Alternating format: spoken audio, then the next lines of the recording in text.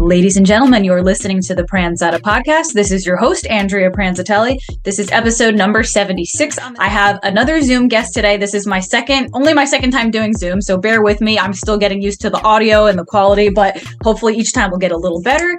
I have a lot of questions for her, so let me give a little short introduction. Her name is Sarah Ross. She is a stand-up comedian originally from Texas. She just recently moved to New York City. She also is a nurse, so I have a lot of questions for her about all these things, about doing stand-up comedy, being a nurse, coming from Texas. So we're going to get right into it.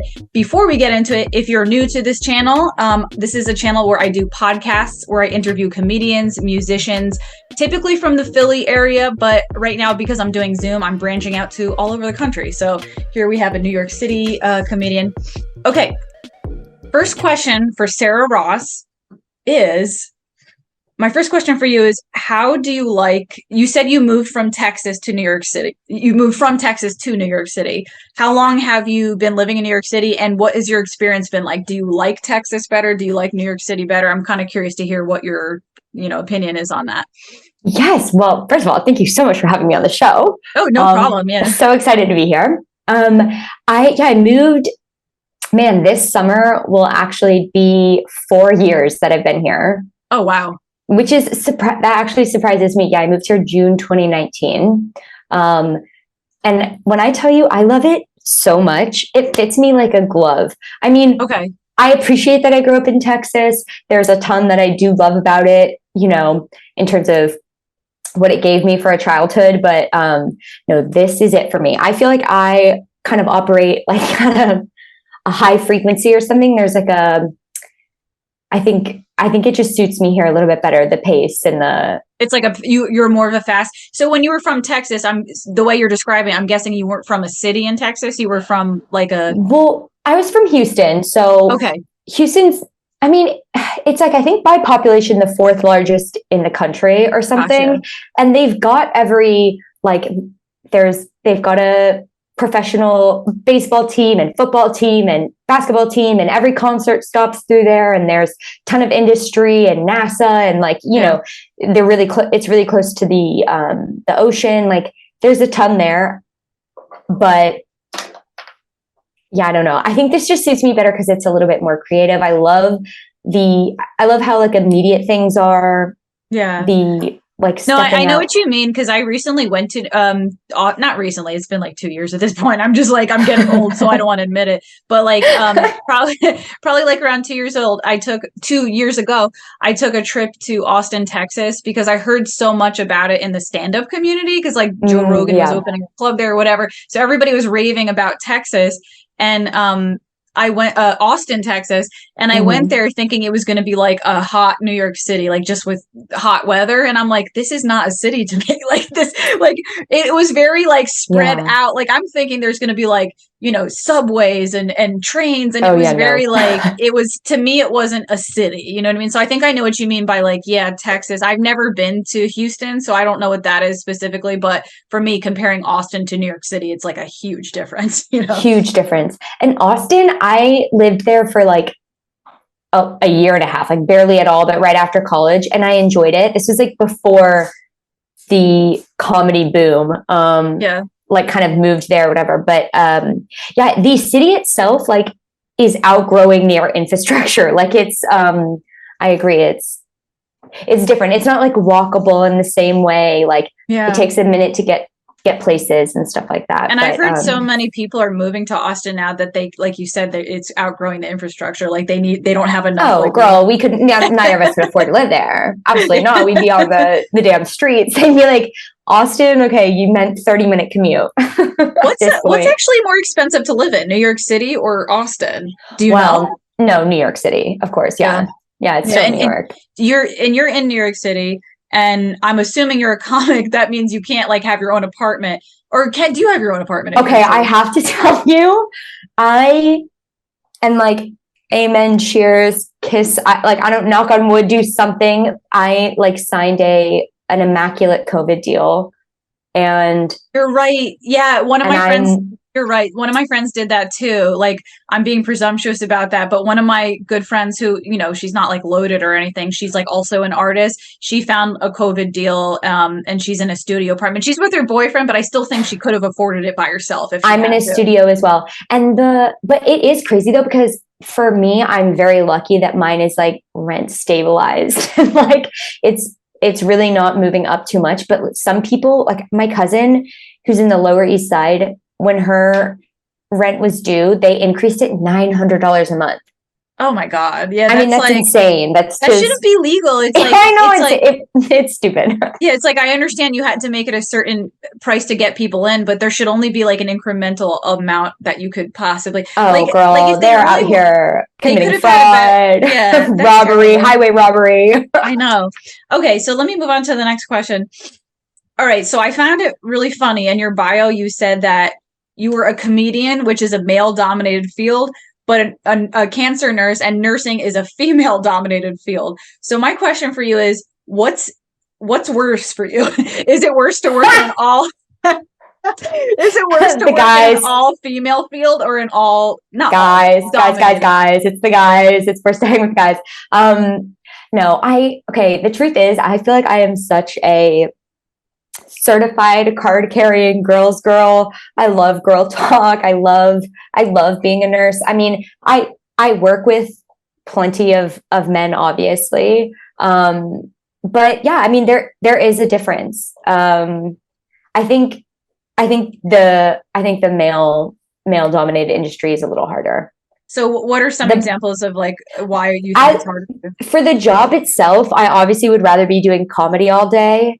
But for the behind this, I don't know, backstage stuff or whatever, maybe a little bit easier with the women. I feel like, I mean, it has good in both either way, but I just feel like myself personally, I'm so much more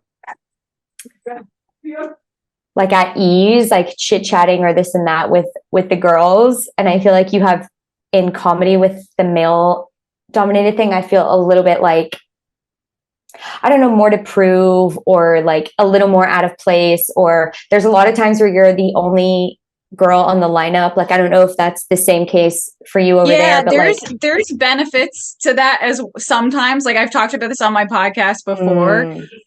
It's easier to get shows as a female, and I don't know if that's a good thing or a bad thing, but a lot of people, like, they're desperate to have a female on the lineup. So that is one of the positive things, I guess, about being a female in a male dominated field, is that, they're trying their best to have an equal, roster of who's on the set list. So I find that is like one of the benefits, is that like, it's like, okay, I can get shows easily because there's, less women in this field, but I'm not sure if that one factor, like, outweighs. I don't know if I would say that. I don't know if I'd say that for here, at least. Really? Is there an I know, I'm like, I don't know. I don't think it's easier for girls. I'm like, if there's 10 spots and 9 of them are guys, then like, it's easier to, like, I don't know. I don't know if I would say, and maybe it's because people are less concerned too about like making sure that they've got some like balanced that's what I mean. That's what I mean. It's like, so for example, if I go to an open mic and they're like, hey, I need to pick comedians for my upcoming show, there's already 9 guys there. If I'm the only female there, at some point I'm going to be picked for the show. You know what I mean? So I feel like in that case it is, Yeah. I don't know. It's certainly different. I feel like the like, maybe I'm a little bit, it's me too, though. It's like maybe even my own like social, I don't know, anxiety if I'm like the only girl in the space. Yeah. I know I like said something on like even DMing you about like, have you ever like gone into a green room and somebody asks like if you're the girlfriend? I haven't experienced that as much in comedy as I have in music. So, because I'm a musician also, and music is a very male dominated field. And I've like people, you know what? Not so much that question specifically. Like they didn't say like, "Hey, are you the girlfriend or whatever?" But like I've been the band manager in certain bands, and if I would go to a club with my band and they would be like, hey, where's the manager? I'm like, me. Like, you didn't like they'd be like, can I talk to the manager? Like, they would just assume that I wasn't the manager. I'm like, I am the manager. Like, I'm the band manager. You know what I mean? So it's just interesting that people sort of draw those assumptions, you know? Yes. Or like another thing too is like in the it's funny. I don't experience a lot of crap in comedy as I do with music. In music, if I go to something which is called open jams, which is kind of like an open mic, but for music, you just like go there and you jam with other musicians in hopes of like connecting and like starting a band with a new, you know, if you're in a position where you need to like start a band with somebody or meet somebody new, you go to these what are called open jams. And I found that sometimes when I would like approach men to ask them comedy or musical questions like, hey, how did you learn to play like that? Like they wouldn't give me like straight answers. They'd be like, well, you know, the creativity just flows through me. Like they're just like trying to like they're trying to like put on and I'm just like, if I was a dude, that would not have been your answer. Like no, you would have been talking about the mechanics of this and that piece you had and you know whatever. Exactly. And what's funny is I find in comedy, I don't get that as much in person, but I get it online. So like when I go to open comedy mics, my comedy friends will like male friends will be like very cool with me in person. And then like later online, they'll be like, hey, I thought you were cute. And I'm like you know what I mean? Oh yeah, get real. Oh my gosh. So I know, but I'm telling you, okay, and this is another thing is like, right, the distinction, like to separate the two on the basis of sex, to be like someone's a female comedian or someone's a male nurse. It's like as if to insinuate there's a nurse and there's comedian, there's the standard, there's the normal, and then there's the one that's other. Like there's a nurse, but then there's a male nurse, and they're the other. I have to admit, I think I was guilty of that today on my podcast or on my Instagram story. I was like, I'm having a female comedian on the podcast, and like I don't even realize that I'm like part of that. Yeah. No, and I don't mean to chastise or criticize like that. It's okay. No, I mean in the general vernacular. Yeah. Like in just like the general tone, and the only thing it means is that it's like this role is expected and assumed to be one thing. Yeah, and sometimes it's this other. You're right. I guess when I say that, like, because I'll even post, like, if I post a photo of me doing comedy, in the hashtags, I'll write females in comedy. But, like, the fact that I even have to write that in the hashtag is, like, proving that, like... Yeah, I don't know. I think I mean, it depends in the situation. Females in comedy, I'm kind of like, yeah, I don't know. I think it can also obviously be empowering to be like, look at us, we're doing it, baby. But yeah, no, you're right. At some point, though, it has to just become comedy. Like at some point, exactly. Yeah, you know, it has to. I feel like I have, but you're right. I should probably look at myself a little more when I type things like that because it's drawing an assumption. I mean, I don't know. I mean, it's like you're the one doing it. I think like I want it to just be so degular that like. So half and half. So, you know, the norm that it's, you know, just spoken about, whatever. But I think it's getting closer to that, especially in big cities. Like, because I did, when I lived in North Jersey or Central Jersey, but closer to New York City, I did a few open mics in New York City, and I noticed that there were far more females there than New Jersey. Like Central Jersey was very male dominated, but New York was like, I would say New Jersey, it was literally like 10% women, 90% men. And I feel like in New York, it was like 35, 65 or something like that. But it seemed like it was better in New York City for sure. I feel like I have a sorority of girls to kiki with over here. Did you do comedy in Houston or did you only start comedy over here? I didn't do comedy in Houston. Not really. I mean, I was on the improv team in high school, if that's what you mean, comedy sports. Absolutely short form competitive, which I really liked. I did enjoy it. That was like the first time I ever thought I was funny, but I didn't start stand up until much later, until after I had graduated college. And I did it twice in Austin, and then I moved to New York. Gotcha. Okay. Yeah. So let me move on to another question. Okay. So I like to ask this to a lot of my comedian friends. I don't know. It's kind of a simple question, but I always find it draws like an interesting answer. So my question for you is, why do you do comedy? Do you have some type of like mission or philosophy behind it? Or do you just do it because you love it? Like, how's your thing with that? Oh my gosh.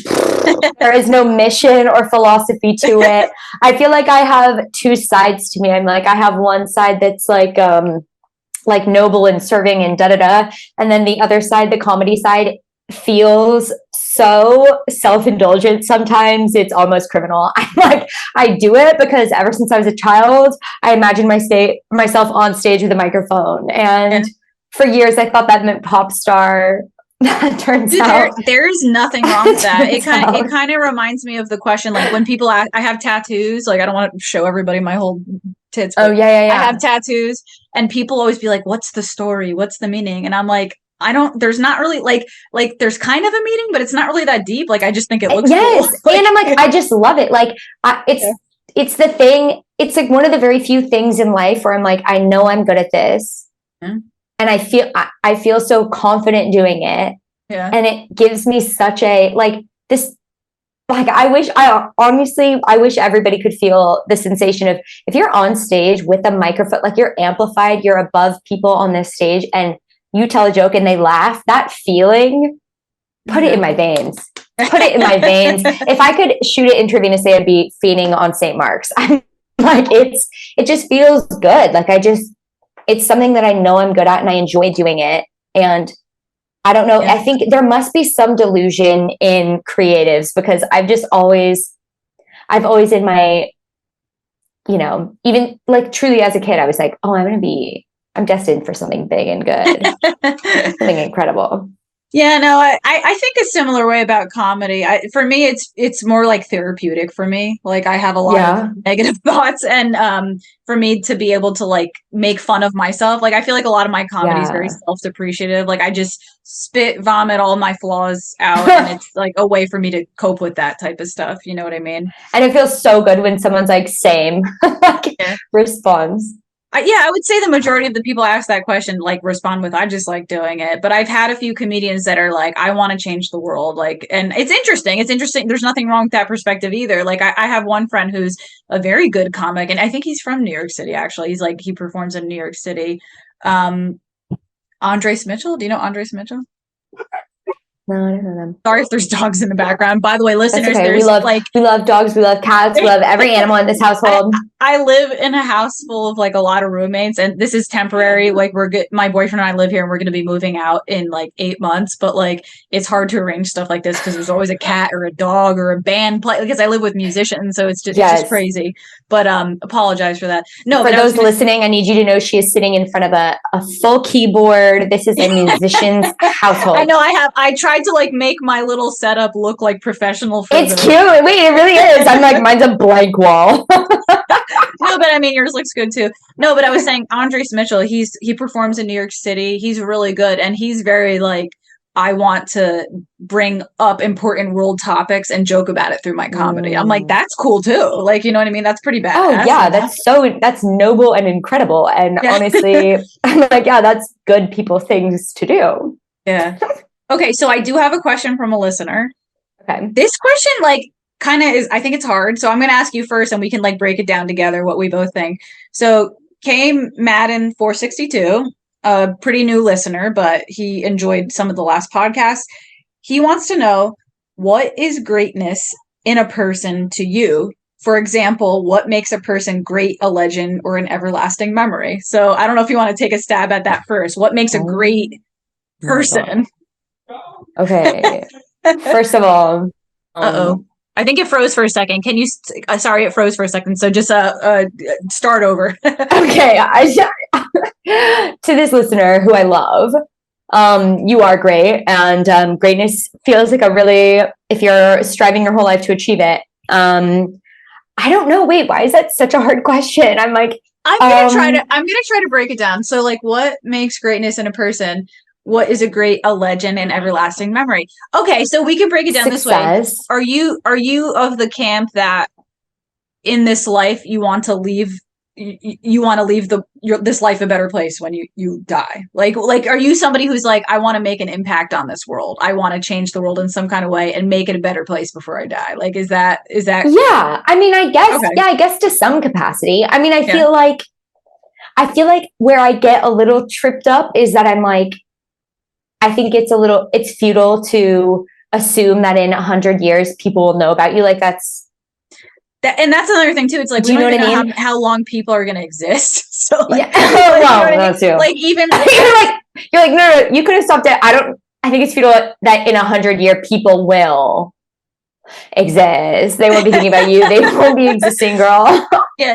No, I mean, like, I've thought about this before. Even greats, even I'm using the word great, even some of the great figures of history, like great politicians or whatever, like presidents, like whatever, great composer. I'm just going to use music, for example, because I know more about music. Yeah. Like Mozart. Okay. Mozart was, he changed the world, the direction of music.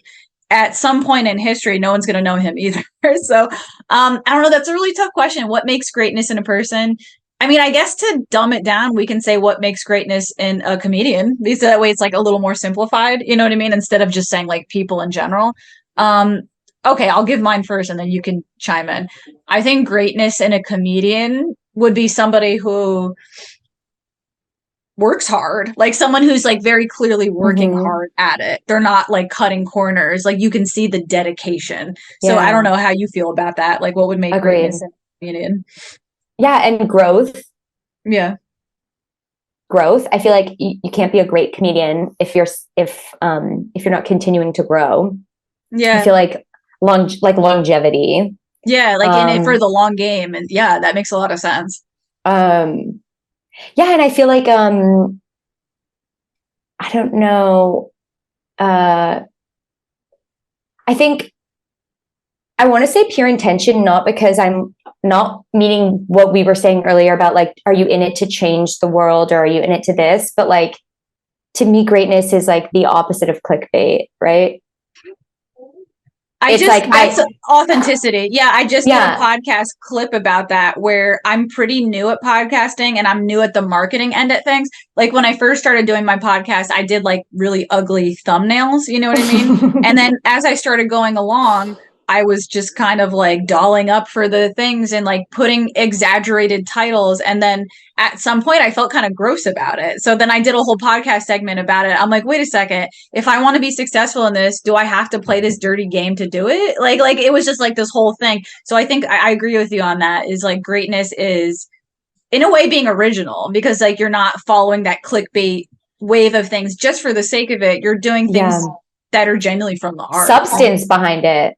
Okay. Yeah. Substance behind it, I think. All right. So let's break it down for the listener. So I use the comedian as an example, but I think that could apply to other people too. So hard work and dedication, growth, like that could be applied to anybody, not just comedy. It could be applied to just your everyday life, growing if you're helping your mindset and stuff. So say growth. What do we say? We say growth.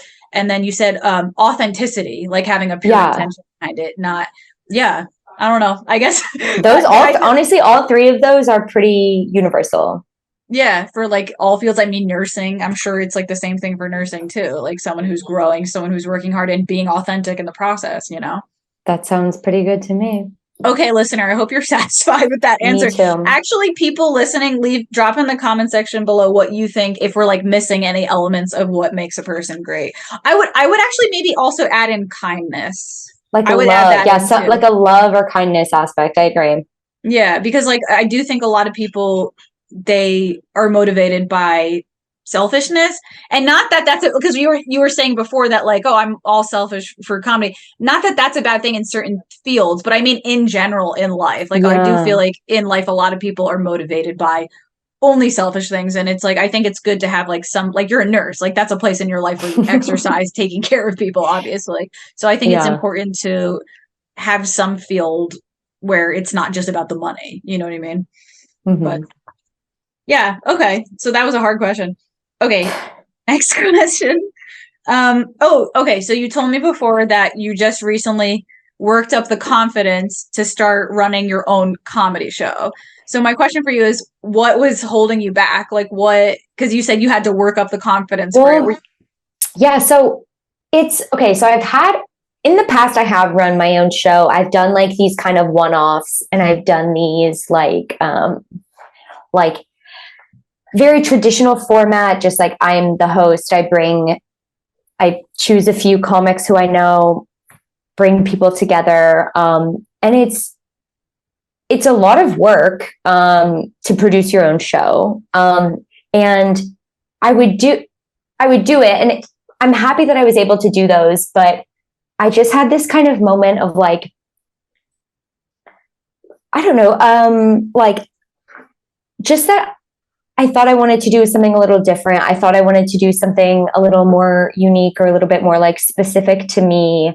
I wanted to like dare to like have something a little bit more consistent. Like I liked doing the show. I would do the show like when I was back in town in Houston, or I would like just do like a one-off kind of event. But this is like something that I'm hoping to make regular, which means like holding myself to the expectation and the commitment that like I'm going to show up for this like again and again, and the faith that like the audience will show up for this again and again.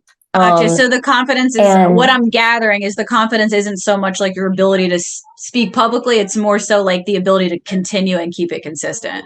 Yeah. And that like, I kind of had this like moment, this like exercise when I was in a little bit of like a feeling like I was in a creative rut, where a friend was like, if you could do anything and it didn't matter what, like, it wasn't a question of if you had the money or if you had the audience, what would it be? And I was like, you know, I had like taken this class in the pandemic over Zoom through Second City on like writing for late night and talk shows. And I was like, I think I would be really good at late night. Like, I just think I have a knack for that. Like so many of the different elements. And so I decided I didn't know what was holding me back from just doing it right now. So I kind of like reached out to a comedy club, Club Coming in the East Village, which is like this really cool space. It's owned by that actor, Alan Cumming. I don't know if he was like in Cabaret, and he was in I know Whitney Cummings. I don't know him though. No, different one. I wish. No, but you know, it's a cool space, and yeah, I basically just like put together this pitch document, and the show is called Stand Up, Sit Down. And what it is I'm going to have stand-ups come onto the show, and they're going to perform their sets, and then we're going to do like essentially like a sit down interview where we talk about, you know, something between like a late night talk show and like green room banter between comics. And like that's incredible. That's like that's like something unique too, because it's like it's not just strictly like you're getting there. You get like a different perspective. You know what I mean? The audience gets a different perspective when they go there. I like that. And it's something that took me a minute to, I don't know. I think it did. It took me a minute to like find the confidence or like the assuredness or maybe even the experience. Like maybe that's part of it too. The experience like within stand up to be like, not only can I run this show, but like there's parts of it that can be improvised, and there's parts of it that can be conversational. And like, you know, it's one thing to like book a comic on a show, and then another thing to agree to have them like in conversation, because so often like you could do a show with a comic where you guys don't actually have a conversation. Like, you know, they go up, you barely see them in the green room, they leave, you go up next. Like there isn't the same connection there. So it just felt like this kind of like different thing to be doing. And but I'm really excited for it. And I think it takes a lot of confidence to not just to think you can do the show, but then to go to a club or like a venue and like pitch the show and be your own producer and say, you know, come to them with, you know, a pitch document and the facts and figures of like, this is my expected audience. This is the bar total from the last place. This is the, you know, production equipment I need and the minimal tech and like, you know, whatever else. Yeah, that's incredible. If I'm not in the city much these days, but if I'm ever in there, I'll try to see if I could like show up to one of these shows. Oh my gosh, I'd love to have you on. Yeah. Oh, thanks. Yeah, no, when I first started doing YouTube, I remember being like I always had the idea of wanting to do YouTube and podcasting and all that. And I remember in the very beginning, I was like incredibly stiff on camera. Like, and it just can't like, and a lot of my friends who like, I have some friends who they have really interesting jobs and I'm like, dude, you should come on my podcast. And they're like, no, like I can never like talk publicly. I don't know how you do that. And it really is like, I didn't start that way. Like I started the first time I tried to record a YouTube video, I think I sat in my room with like my full makeup and my lights, and I just like stared at the camera and like I didn't, for some reason I was uncomfortable with like awkward pauses or anything. I had to I thought I had to edit out every mistake in my dialogue. And now I'm just like, I kind of leave it all in. You know what I mean? I'm just like, whatever. If I say a wrong word or say something stupid, it's a natural conversation. Yes. And I mean, I told you before we started, I was like, this like scares me a little bit. Like, I don't have a ton of podcast experience, which makes no sense because I'm in my own home, like in sweatpants, like talking to one person as opposed to on stage, like. Yeah. And I think what people like about podcasting is that it's closer to an authentic conversation. As a matter of fact, some of my friends, like one of my good friends from college, he called me recently. He's like, hey, I'm really sorry I haven't called you in a long time because I watch your podcast. Like, I already feel like we're hanging out, so I don't really need to call you. Oh my God. And I'm like, but that's like what people like. Like they like to, like, they don't want it to be this like perfectly edited, like, you know, news channel. Like they want it to be like, they want to see mistakes. They want Are you like a podcast fan? Yes, I'm a huge like podcast whore. Yeah. Me too. Oh my gosh. I have parasocials with so many people, you can't even believe it. Yeah, no, I'm a big podcaster. I listen to them more than I listen to music, and I'm a musician, but I don't know, it's just something like if I'm at the gym or if I'm showering or if I'm driving, it just, I like to, I think a lot, I guess you could say, like, and I don't even mean that in like an arrogant way, like I think a lot, like some of my thoughts are not that intelligent necessarily. But like I'm always, my head's always going. So it's, for me, it's nice to like hear other people be like, oh, I had that thought too. Like, oh, that's a cool idea. I don't know. It's just me too. Thing. Wait, no, me too. So I really got into them.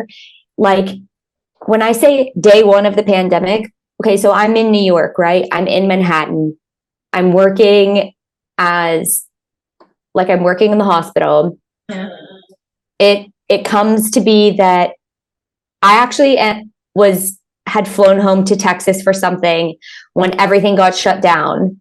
And when I flew back to New York, I got there and like everything was shut down. My flight from Texas back to New York was $38. $38. I was one of 6 people on like a Boeing 737. And both my roommates, because I had roommates at the time, had gone back to their parents' house. So I was like alone in this 3-bed. And it was like a ghost town in Manhattan. I mean, it honest to God was a cartoon. It was like the wildest thing. And I was really lucky that I don't know. I guess I was lucky that I got to see people and socialize with people when I was at work or whatever. But I think anybody can attest, like, all the days of the week that I wasn't going into the hospital, it was like, was so lonely and so quiet and just devoid of like socialization in any capacity. I didn't have neighbors. I didn't have friends to hang out with. I didn't have, even if you went on the street, you weren't really like passing people. And I like started listening to podcasts, and I mean, I swear it was like what helped me stay sane was like, yeah, they're like your friends. They're like your buddies. Yes, hearing like participating in conversation. I mean, that sounds kooky, and then I became addicted, and now I love them. Yeah, no, same here. I'm really into them. Okay, so let's move on to the next question because we have a few more. I asked you that question. Oh, okay. So this is kind of, I should have asked this before because this is kind of out of order, but I do want to ask this. Going back to like the feminine, masculine stuff about like comedy and nursing. I've heard a lot of people tell me this, and mostly non-comedians, but also some comedians too. I've heard a lot of people tell me that they feel that women on stage, I don't know if you've heard this like stereotype too. They feel that women on stage like curse too much or talk about sex too much to compensate for the fact that they're feminine. Like, have you heard people say that before, or is it just me who I've heard that before? Of course, I've heard people say that before. Yeah. If anybody is of that belief or has heard that before, I really would recommend this documentary called Hysterical. It's like they interview quite a few different comedians, and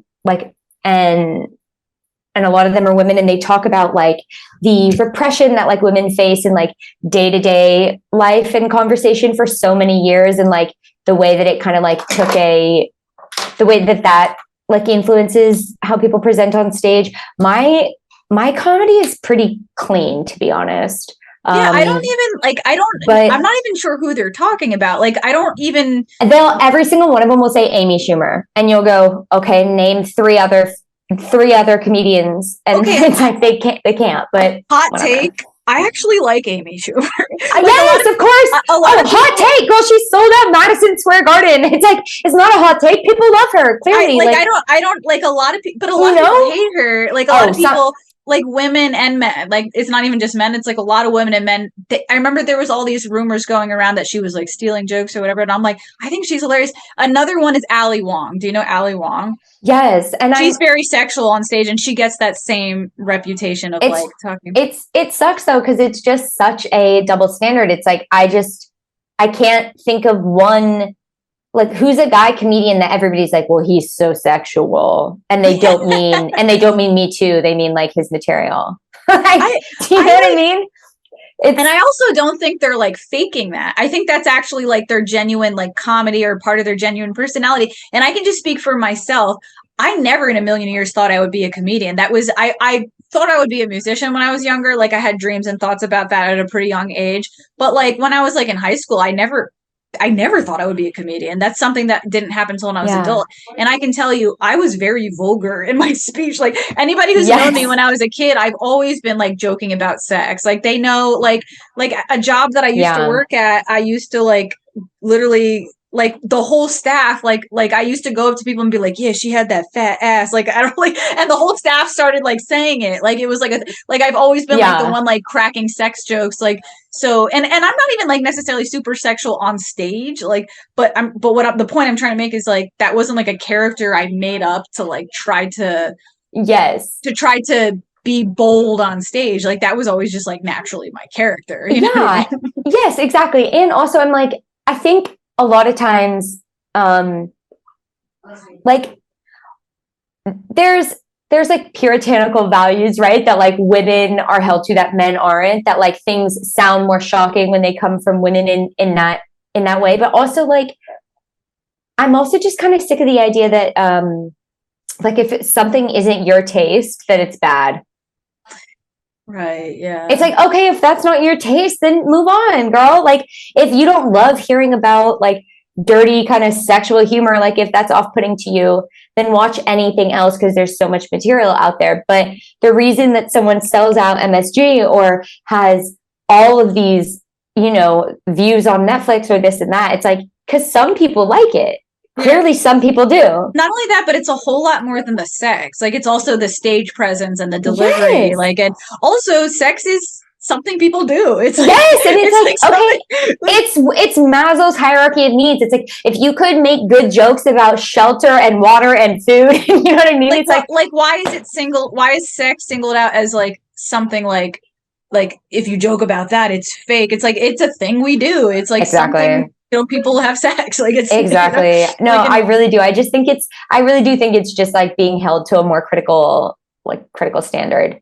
And men joke about sex all the time. Yes, all the time. And the other thing too, I'm really saying this is like, if there were so many more women, then like each one of them wouldn't be so precious, in the sense that like, if you disagreed or didn't like, or subjectively your taste was a little different than one of them, it wouldn't be all women do this. Yeah.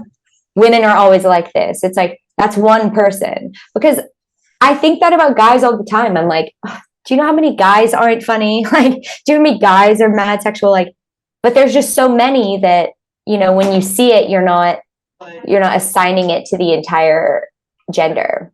Not only that, but as more female comedians are coming up, I think there is also a stereotype that like, if you're a female comedian, you have to be this like very masculine presenting, like you have to be like you gotta fit in with the boys. Yeah, and that's actually not true either. I've seen some really great female comedians that are soft spoken, and in a way, it actually works for their benefit, like, because they say like the jokes are so funny, but they have this like sweet voice that goes along with it. So it's like, that's kind of shocking in itself, because it's like you wouldn't expect it, sort of thing. So I don't think they need to like go on stage and be like, yeah, what's up? Like, I think you can have like a very soft spoken type of, voice and still have amazing jokes behind it and still do a great delivery and a great job, Agreed, 100%.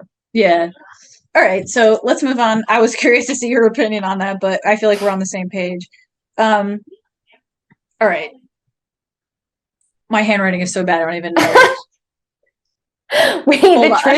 I had the worst spelling as a kid, and I decided when I was in like 4th grade or something, I was like, I'm going to have the best handwriting in the entire world because I'm such a bad speller.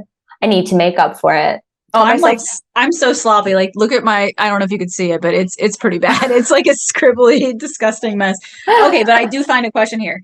Okay, so I want to ask more questions about nursing. We've talked a lot about comedy. You said you're a nurse for cancer. You treat cancer patients. I want to know, has your experience of being a nurse, for cancer patients, has this changed your perspective on life in any kind of way? Like, in positive, negative, any, it doesn't have to be one or the other. Yeah. I mean, certainly. Yeah. So until the pandemic, I was a trauma nurse. Okay. And then my role, like my position as a nurse, got shifted into like COVID unit specific. So then I was like COVID units and emergency room. And I was a travel nurse. I traveled all around the country during COVID. And then when I moved back to New York, I took this job, and I've like been in cancer care since.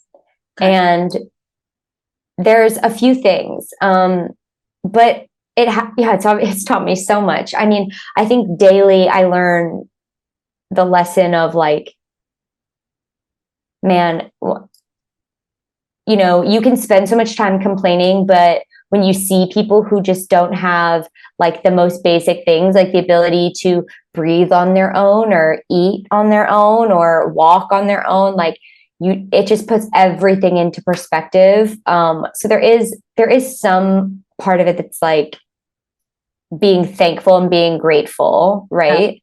Yeah. There's another part of it that's like, I think everybody learned this lesson with the pandemic. It's like, just nothing is promised. Like something completely random could happen and everything could change all at once. And like, I think that is also like good perspective.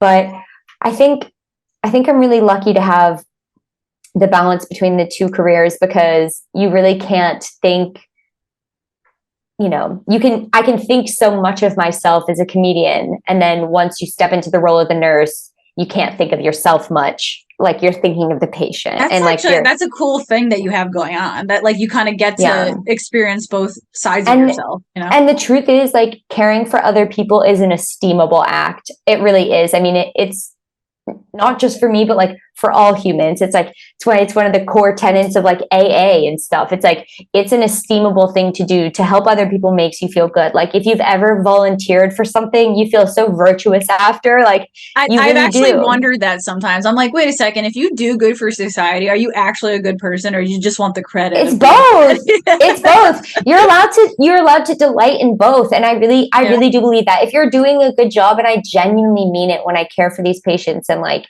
I think it's all the better that I delight in doing it. Like I think, and I know that the role I'm in is not for everybody, and that's okay, because I know that like there's a lot of other people's roles that like I'm not made for, and I don't know. I think it keeps me soft, and like I want to stay soft to some capacity, because I think comedy can make you really hard, and like I think it's a valuable lesson. One really valuable lesson for me in comedy has been like growing a little bit of a backbone, and like the ability to take a joke, and like the ability to not take things so seriously all the time.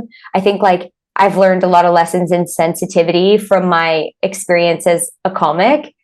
And I think nursing is like definitely keeps me, and I'm also just a Cancer, but I'm like, but keeps me soft. It keeps me, I don't know. It's just good perspective, I think, really.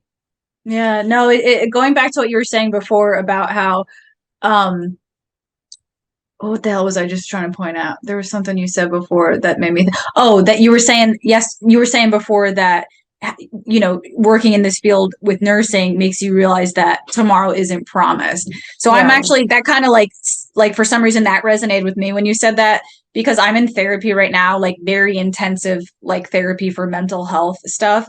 And I struggle with a lot of anxiety of things going wrong. And that's kind of like one thing we're working on in therapy is we're at a certain, we've had to like, it took us a while to get here. It wasn't like the first time we had a therapy session. Like she had to like slowly ease me here. And now we're like at the part in the therapy where she's like, you have to accept that anything could go wrong. So like all this anxiety that's controlling me and like controlling my everyday life, I have to just accept the reality that the truth is like the things I'm thinking about could happen. Like, you know what I mean? The thing like and it's not so much like you can't dwell in that anxiety. You have to just like somehow get to a point where you can't change it either way. Yeah, like you have to get to a point where that's what the therapist is saying is like you eventually have to get to a point where you accept that that's just the reality of life. The reality of life is just like anything could go wrong. Anybody could get cancer. Anybody could lose a loved one. Anyone could get cheated on. Anybody, like it's like the anxiety is real, like it for a reason because it could happen, but like you can't dwell in it and not take action in your life because of it. You know? Yeah, you can't let it. Yeah, you can't let it affect your decisions and your day to day. And I like I also I challenge myself to remember that like the unknown that like allows for a space of anxiety like that is the same unknown that allows for like, what if everything went right? Like, what if you experience something insanely rare and beautiful? And like that unknown is also where like my dreams of like having a TV show with and like having, this XYZ future that I want. And I don't know, it's so hard though. It's like impossible for our brains to anticipate positive. What I've been learning in the therapy is that the human brain is designed to, because people know this, like people know that, like they always talk about this, like if you go to a grocery store or a restaurant, like if you go to a restaurant and you have a good experience, you'll just say good job to the waitress and go home. If you have a bad experience, someone's going to get on Yelp and write it. And that's something we're all aware of. What I'm learning now in therapy is that our brains are designed that way to keep us alive. So like we don't think about those positive things. We hook to the negative things because those negative things come across to us as a threat. And if we see a threat, we want to survive. So yes, it's if you're walking through the Serengeti, you don't want your brain distracted by a pretty flower. Like you want to alert to the fact that there's a cheetah there. Like your brain is designed to be like, that takes precedence. Like that thing is a threat. That thing is a danger to me. Like things that are negative in the same way that, people will talk about like you read a million comments and they're all like, beautiful, love you, this is so funny, great job. And then one person says something weird or negative or off. And like, that's the one you remember. Like you'll be like, everybody on the internet thinks I'm fat. They hate me. It's like, no, one person called you fat. Like no one else said that. Exactly. But you're completely right. I mean, like chemically we give more weight to the thing that's negative. And it's like another thing she said to me is like, you don't want to let go of your anxiety altogether. Like it has to be there a little bit. Because you do need to run from the cheetah sometimes, but like you can't keep it in front of your face all the time. You can keep it in your pocket and like continue with your life. So that's like a lot of what I've been working on. So that's why that kind of resonated what you said about learning from, working with cancer patients is like realizing like, oh, this could happen to me one day. Like this could happen to anybody. So like, when we complain about these dumb things like, oh, my nose looks too big in this picture. It's like, bitch, be grateful you have a nose. Like, like, a nose Thank that God, works, No, I agree 100%. All right. So we're getting closer to the end of the podcast. So let me see if I have any questions to finish up here. Yeah. Let me really quick. I put out a thing asking the listeners to write questions and it was very last minute. So I want to see if anybody wrote anything and we can use their question. Oh, we do. Yeah. Okay, gorgeous. Okay, this is like,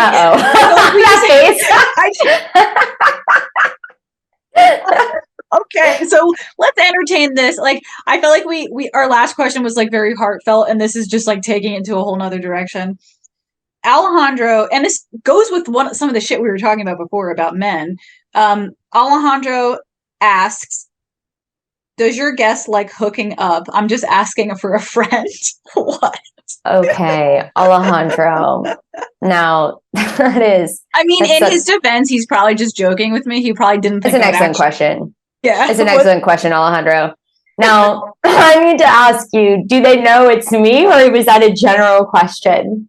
It was just I didn't put up your picture or anything, so he just wants to know. I said I'm having a female comedian on tonight. Please hook me up with a question. And he goes, does she like hooking up? He was like, that's at the end of the day, that's all I need to know. That's all that matters. Yeah. Go off. Alejandro, yes. Maybe not with you, but yes. Are you, I guess I will ask you, are you dating right now? Are you in the dating scene, or are you just kind of doing your own thing? I'm single. I'm like, I guess, I don't know, a little bit, like going on dates here and there, but I'm single. Do you like when you go on dates, do you use apps or do you go in person? I've used apps historically, but honestly, I've been off them for a few weeks, just not swiping, and it's good. It's like, it feels so good to be off them for a second. It kind of sucks, doesn't it? It's like, they've completely gamified what it means to fall in love or be in a relationship. And like, TikTok serves me these FYP vids that are like, how to hack your algorithm, like how to get better matches, how to get more matches, and I'm like, oh my God, why is it a game? Like, it's just not fun. But literally, that's so funny you're saying that. Literally, me and my friend were talking about that today. Because she was in a long-term relationship and recently became single. And I experienced this myself. I was in a very not very, like 4 or 5 years. I was in a pretty long-term relationship. And when he and I first started dating, it was like at a time where you could like still meet people in person. Like there were dating apps, but like it wasn't that bad. Like people still met in person. I would always tell him like, we better not break up because like, I don't want to do the modern dating app thing. Like, I'm like, yes. I can't do that. We broke up. And like, lo and behold, I was like a 32-year-old woman, like trying to use these dating apps, like at my age. And I hated it. Like I felt very depressed doing it. And it was the same exact thing. I felt like it made me like very picky because there was just so many options. Like I was just like, there's like millions of men, like which one's the right one? Like it gave me so much anxiety. Like I was like, you know what I mean? And then you find yourself, I just would find myself, okay, here's my thing with the dating apps. It's like, you're swiping, you're texting, you agree to go on a date with someone. And then once you get there and you meet them in person for the first time, it's like you decide if you want to flirt with them, as opposed to flirting with someone and then deciding if you want to go on a date with them. It's like, it's like the opposite. It's like you match online and you have these texts. And then when you get together in person, you're like, let's see if there's any connection, like if there's any spark, as opposed to you meet someone and like, everybody knows what that feels like. Even if it's not a date, even if it's just like a friend or like a, I don't know, so like everybody knows what I mean to be like, you meet someone and you hit it off right away. Like you guys just get on really easily. It's easy to carry a conversation, like whatever. Yeah. Like I feel like a lot of these apps, like what I found was that you're going based off of a photo, but there's been people in my real life that I like fell in love with, like something about their energy or the way they carried themselves. Yes. And I think if I saw a picture of them, I would have thought they were ugly. Like, yes, I know, okay, yes. I know that's mean. People, but like, people say that. Like, no,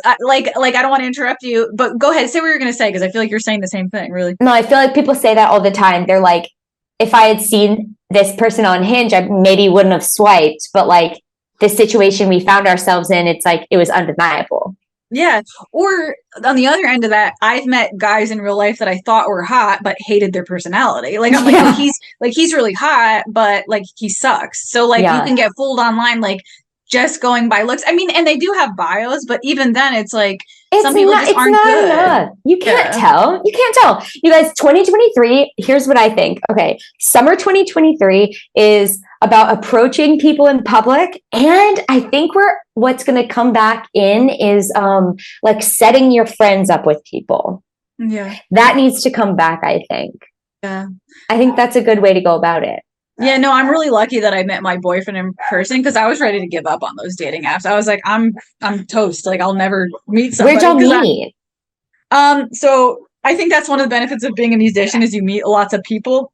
Oh, so yeah. I was in a band project and we had a drummer that canceled a gig last minute. Like he didn't show up, which is like not cool. It happens in comedy. Like people will be like, oh, I'm sick, I can't show up. But there's still like a whole bunch of other comedians that could go. With music, like if the drummer doesn't show up, you can't just get a drummer to learn 30 songs in one day. Like that doesn't happen. So like that's fucked. You know what I mean? So we were like, fuck him, he's fired. So we were like, shit, we need a drummer. Like it's an emergency. And the guitar player was like, I know a guy. And then that guy ended up being my new boyfriend. Not like that day, obviously, but we like did the project together and got to know each other and like became friends. And then eventually it just kind of happened organically. You know what I mean? And again, like, I don't think I would have like if I saw this, like, like whatever his bio was, you're like, that doesn't even sound like you. Like, that's so funny. Yeah, no, like it's all silly. And I agree with you. I agree with the sentiment that I hope that the future is like the people on these apps are going to like turn it around and start meeting people in person again, you know? Yeah, I think we're going to have a swing the other direction just because people are getting so exhausted by it. And like, there's kind of like I don't know if you've seen all this like stuff with the, like in the Bay Area and whatever, but just like tech is, I don't know. I think there's some bust that's going to happen. I think we've overcorrected to one degree that like we have to normalize. Like, society always naturally society is going to sway in another direction. So exactly. You're right. I hope it's going to be like the spring, like the spring of love. Like people are going to start. Yes. Spring of love. Okay. Spring of love. You guys heard it here first. All right. So we're reaching about that hour mark. So we're going to end the podcast here. Let them know if they are in the New York City area and they do want to see your show or they want to come check out your Instagram or anything like that. Let them know where they can find you. Yes. You guys can all find me at Hotsross, HOTSROSS.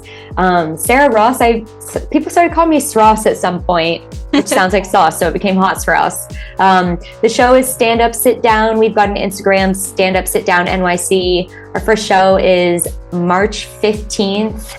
At Club Cumming, and it's going to be a regular thing. So stay posted because we'll have more shows in the future. And I'm really excited about it. It's good stuff. All right, that's Sarah Ross, everybody. I will include a link to her Instagram stuff below. So if anybody wants to check her out, they can find her a lot easier. Again, if you're new and this is your first time watching the channel, don't forget to hit subscribe, like, comment on anything we talked about throughout the podcast. And that's it. Episode 75. I hope you got 76. Episode 76. I hope you guys enjoyed yourself. Have a good night. Bye.